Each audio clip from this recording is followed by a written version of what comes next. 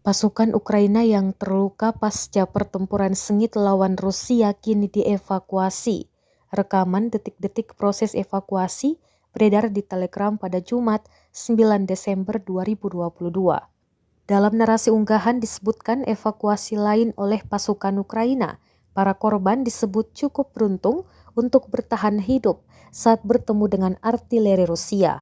Drone Rusia merekam suasana kru Ukraina mengevakuasi pasukan Zelensky di tengah salju. Sejumlah korban dikabarkan terluka parah. Diketahui, perang yang terjadi di antara pasukan militer Rusia dengan Ukraina hingga Sabtu 10 Desember 2022 telah berlangsung selama 290 hari. Konflik antar dua negara bertetangga tersebut sampai saat ini terus berlanjut dan belum terlihat akan segera berakhir.